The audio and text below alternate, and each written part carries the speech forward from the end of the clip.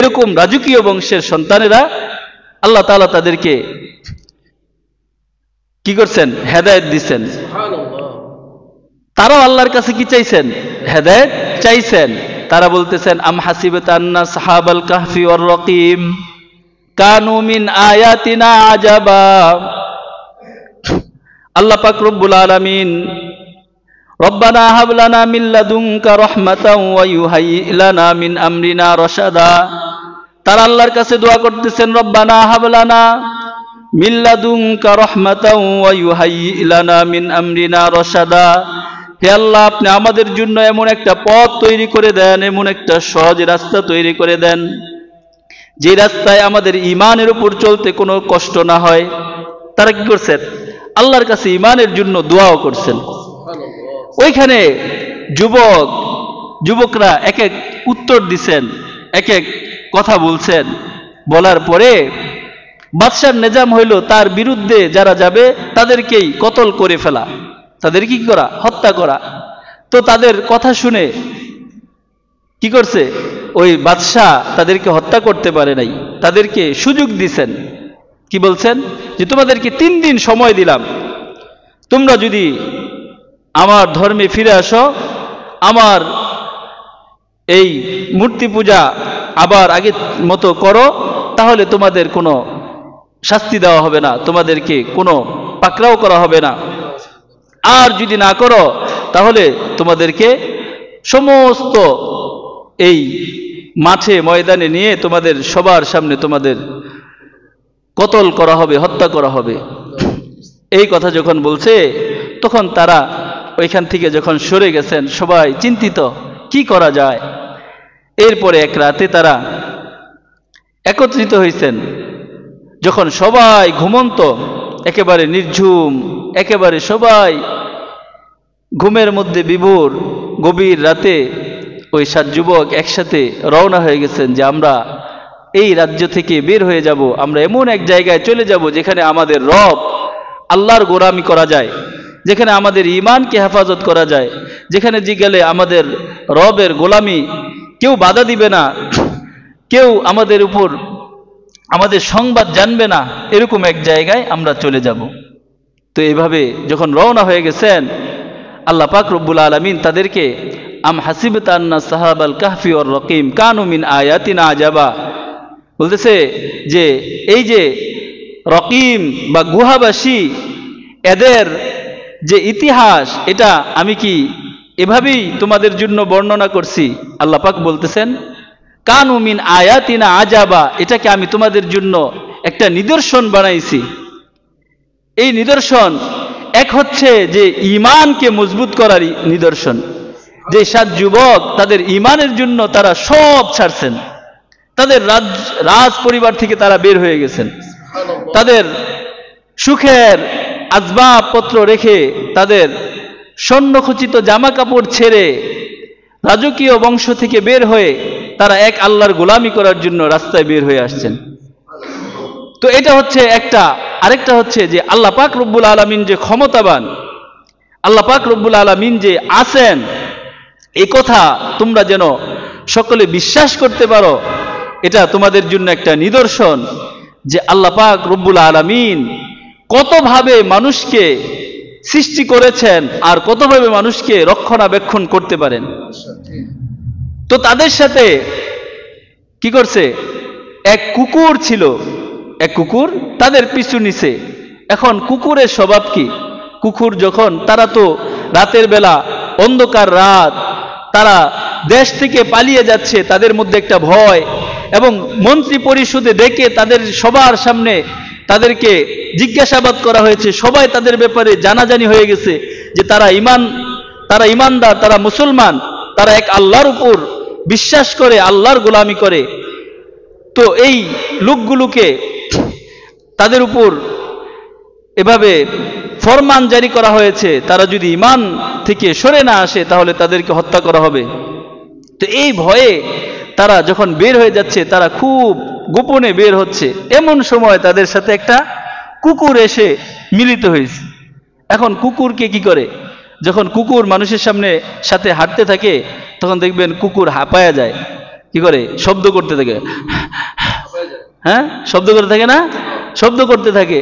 এভাবে যখন তারা তো ভয়ে যে কেউ না দেখে ফেলে, কেউ না তাদের ধরে ফেলে, তো এইভাবে যখন কুকুর যাচ্ছে তো কুকুরকে তারা ইশারা দেয়, কুকুর থামে না, তাদের সাথে সাথে আসে, একটু দাঁড়ায় আবার আসে।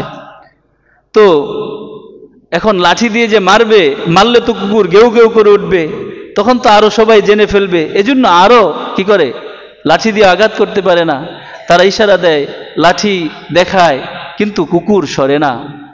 তো এইভাবে তারা সামনে যায়, কুকুরও সামনে যায়, তারা সামনে যায়, কুকুরও সামনে যায়।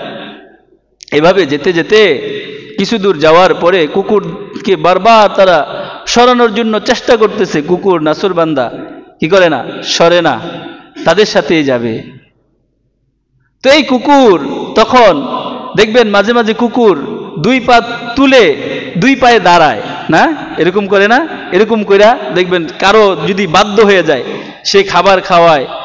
দেখবেন কুকুর এমন এক প্রাণী, কুকুর জাতীয়ভাবে জাত সত্তাগতভাবে এটা নাপাক, কিন্তু কুকুর এমন বাধ্য এক প্রাণী, কুকুর কখনো কারো অবাধ্য হয় না, কুকুর মনিবের কখনো অবাধ্য হয় না।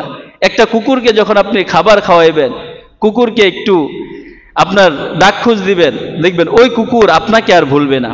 কিন্তু আমরা সৃষ্টি জগতের শ্রেষ্ঠ মাখলুক, আশরাফুল মাখলুকাত, যাদেরকে আল্লাহ পাক রব্বুল আলামিন সৃষ্টি করেছেন আল্লাহর গোলামি করার জন্য, আর যাদের জন্য রাখছেন আল্লাহ পাক রব্বুল আলামিন সর্বোচ্চ সুখের জায়গা জান্নাত, কিন্তু ওই মাখলুকই কি করে আল্লাহর অবাধ্য হয়, আল্লাহর নাফরমানি করে।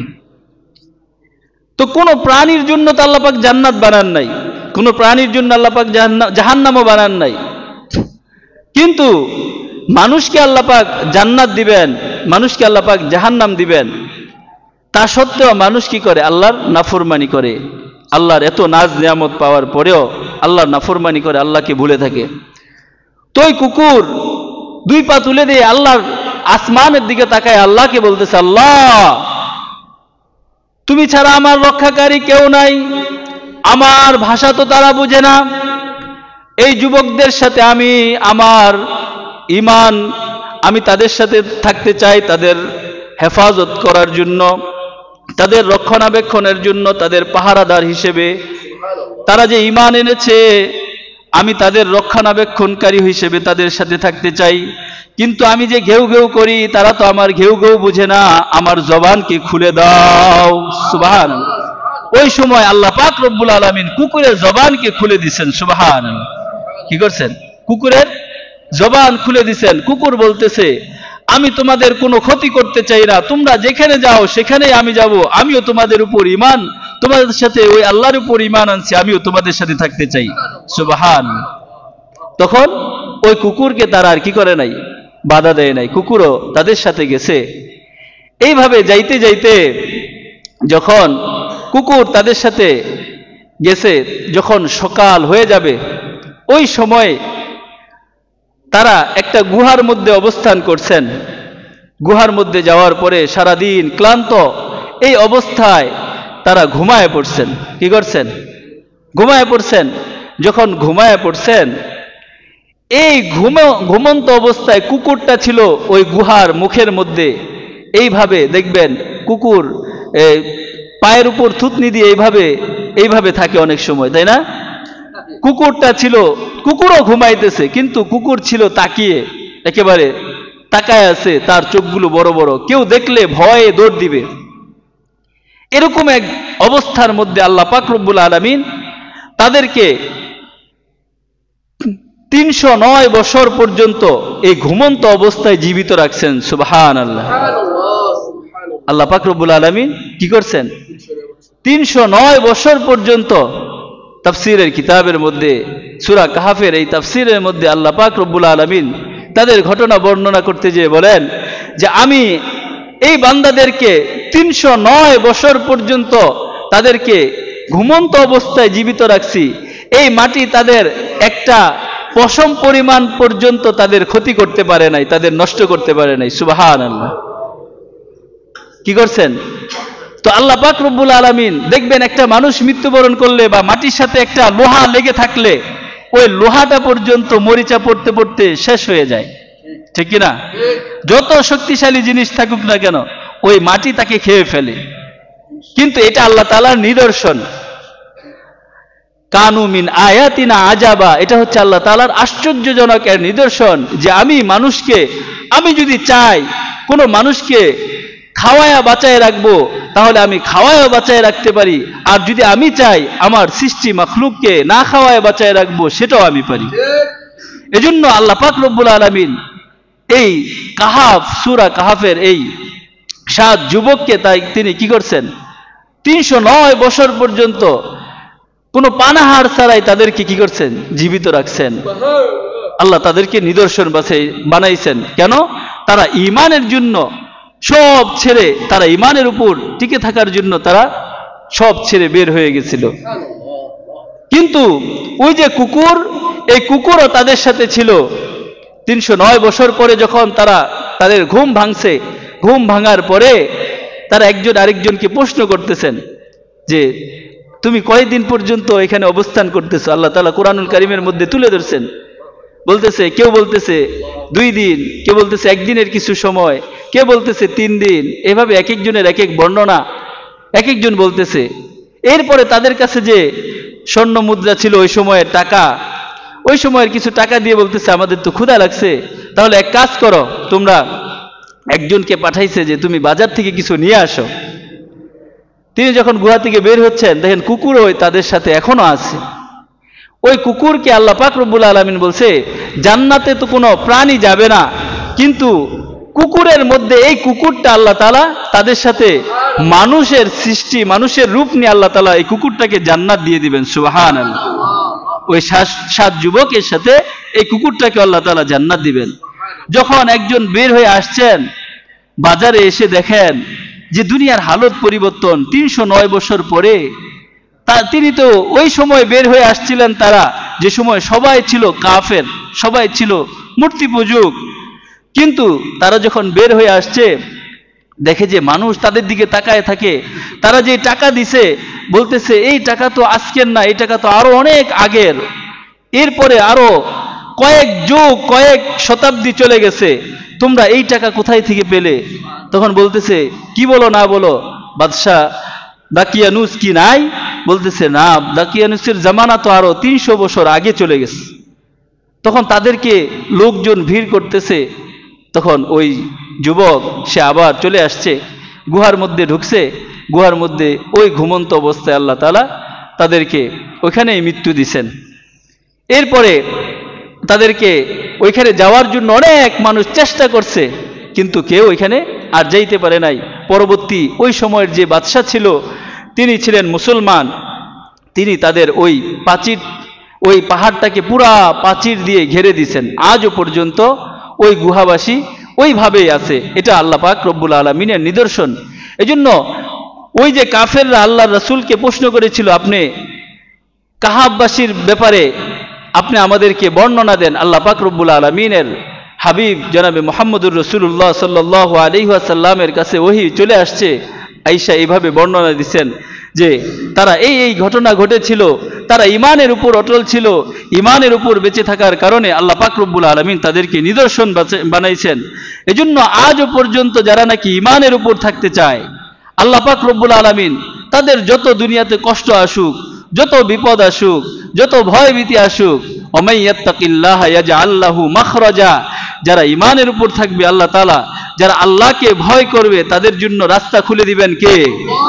আল্লাহ পাক রব্বুল আলামিন তার জন্য সমস্ত রাস্তাকে সহজ করে দিবেন। এজন্য আমাদের ঈমানের উপর টিকে থাকার জন্য আল্লাহর কাছে চাইতে হবে, রব্বানা হাবলানা মিন লাদুনকা রাহমা, হে আল্লাহ আপনি আমাদেরকে আপনার রহমত দিয়ে ঢেকে দেন এবং আপনি আমাদেরকে সঠিক পথ দেখান।